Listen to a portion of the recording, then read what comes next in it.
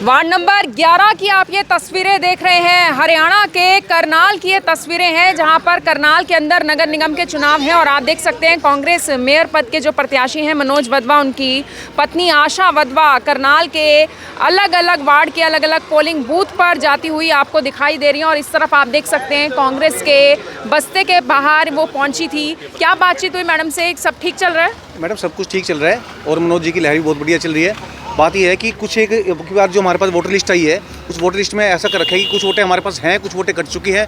अब जबकि वोटें लास्ट टाइम अभी जो विधानसभा के इलेक्शन हुए थे उसमें वोटें सारी थी, मगर अब वो देख रहे हैं वोटें नहीं मिल रही हैं। और वोटें हैं तो कोई हमारा वार्ड कुछ न्यायपुरी में डाल दिया है, कुछ यहाँ पे डाल दिया है, ये नहीं पता लग रहा है वोटें हैं कहानी है। ये दिक्कत आ रही है मैडम। वोटर्स को दिक्कत आ रही है? बिल्कुल दिक्कत आ रही है मैडम, बिल्कुल दिक्कत आ रही है। अब ये किस वजह से मैडम क्या इन्होंने हम जान सकते हैं, बता सकते हैं। तो उधर आप देख सकते हैं कि जो आशा वधवा हैं वो अलग अलग पोलिंग बूथ पर जाती हुई, और ये भी चेक किया जा रहा है, ये भी देखा जा रहा है कि सब कुछ ठीक चल रहा है या नहीं। और उनसे बातचीत भी करेंगे क्योंकि सुबह से ही उन लोगों का प्रयास चल रहा है, चाहे कांग्रेस के जो मेयर पद के प्रत्याशी हैं मनोज वधवा या फिर उनकी जो पत्नी हैं आशा वधवा, वो अलग अलग पोलिंग बूथ पर जाती हुई। और अब भी आप देख सकते हैं फ़ोन कॉल पर वो बातचीत कर रही हैं। और उन्होंने यहाँ पर आकर सबसे पहले इन्हीं वॉलंटियर से, इन्हीं मेंबर से बातचीत की है कि सब कुछ ठीक है या नहीं। और उसके बाद जो भी उन्हें जानकारी मिली है, मैम अलग अलग पोलिंग बूथ पर जा रही हैं, क्या कुछ दिक्कतें सामने आ रही हैं? हर बूथ परेशान है, बेहाल है, क्योंकि मतलब ऐसा लग रहा है कि पूरा षड्यंत्र रचा गया है। जो पोलिंग बूथ्स पे ये दी गई हैं स्लिप्स दी गई हैं, वो वहाँ की है ही नहीं।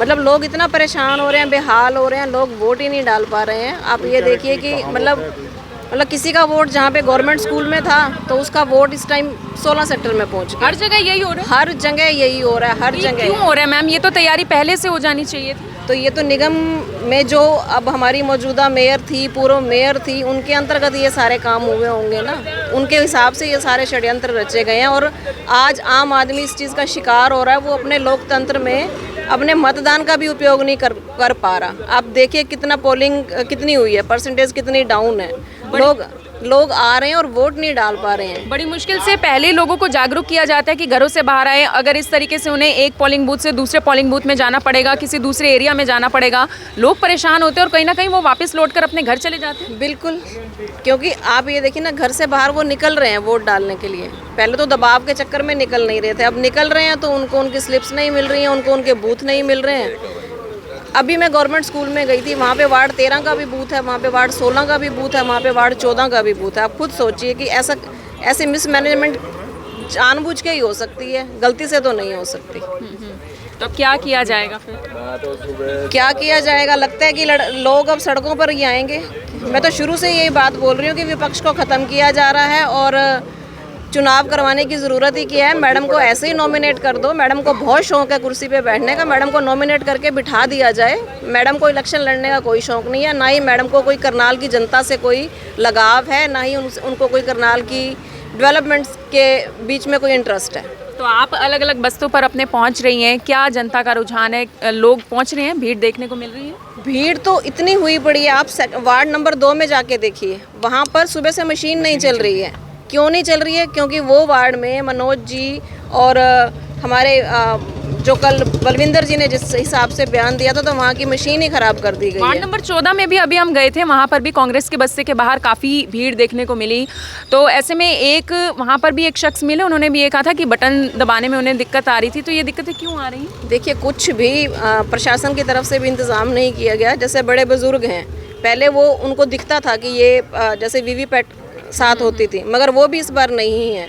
चलिए कोई बात नहीं, फिर उनको साथ ईवीएम मशीन हैं इस बार। बिल्कुल, और हर जगह मशीनें ख़राब हैं। आप ये देखिए, मैं ये मशीनें अभी चेक करके आ रही हूँ। ये नंबर दिए हुए लिस्ट में और चेंज करके फिर मुझे ये करना पड़ रहा है। ये नंबर दिए हुए लिस्ट में मुझे चेंज करके वहाँ से ये करना पड़ रहा है। देखिए, ये सरासर धांधली है और ऐसे नहीं चलेगा। अगर ऐसे ही रुझान आएंगे और ऐसे ही रिज़ल्ट चलेगा तो आप सोच सकते हैं कि रिज़ल्ट क्या आने वाला है। मगर फिर भी हमारी पूरी टीम लगी हुई है, हमने लोगों के बीच में जा रहे हैं और लोगों को उठा के उनकी स्लिप्स उनको दे के उनकी वोट डलवा रहे हैं, ताकि वो अपने इस षड्यंत्र में कामयाब ना हो। तो अभी कितने पोलिंग बूथ पर हो चुके हैं आप, मतलब हो आए हैं यहाँ तक? मैं अभी वार्ड 10, 11 और 12, 14, 16 मिक्स है एक्चुअली।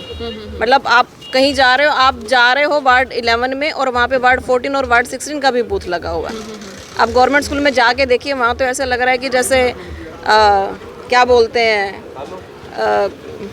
मुझे समझ नहीं आ रहा मैं क्या वर्ड यूज़ करूँ। जैसे बड़ी एकता होती है ना, भी सारे वार्ड वहीं इकट्ठे हो गए हैं। बहुत मतलब प्लान्ड तरीके से वोटर्स को करा जा रहा है, घुमाया जा रहा है कि भी तंग हो जाएं, वो वोट ना डाल पाए। तो यही करा जा रहा है और कुछ नहीं है यहाँ पे। आपका क्या नाम है? परमजीत सिंह। आप भी साथ साथ जा रहे हैं, देख रहे हैं क्या दिक्कत? नहीं, मैं तो अपनी वोट डालने आया था। आप वोट डालने के लिए आए हैं? तो वोट डाल चुके हैं या अभी डालेंगे?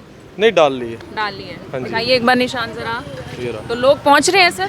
लोग तो पहुंच रहे हैं, बस वही तंग हो रहा है जो तंग हो रहे हैं। जैसे मैम कह रहे हैं कि इधर की वोट उधर है, उधर की वोट उधर है, जान के टारगेट करा जा रहा है लोगों को। तो बिल्कुल आप देख वोटर्स सकते को हैं टारगेट। वोटर्स को दिक्कतें ज़रूर आ रही हैं और ऐसे में आप देख सकते हैं कि जो कांग्रेस के मेयर पद के प्रत्याशी हैं मनोज वधवा, उनकी पत्नी आशा वधवा सुबह से अलग अलग पोलिंग बूथ पर जाती हुई और उन्होंने काफ़ी बातें कही। उन्होंने ये भी कहा कि लोगों को काफ़ी ज़्यादा दिक्कतें आ रही हैं, क्योंकि एक वार्ड में अगर वो जाते हैं, एक पोलिंग बूथ पर जाते हैं, तो उनके नाम की स्लिप ही वहाँ से नहीं मिलती, उनका नाम ही किसी और वार्ड में डाला होता है। ऐसे में लोगों को काफ़ी ज़्यादा मुश्किलों का सामना करना पड़ रहा है वोट डालने में। और यहाँ से अब वो रवाना हो चुकी हैं और अगले पोलिंग बूथ पर जाती हुई, क्या आपको भी ऐसी किसी दिक्कत का सामना करना पड़ रहा है तो वो भी हमें कमेंट बॉक्स में ज़रूर बताइएगा। आप सभी लोगों का धन्यवाद।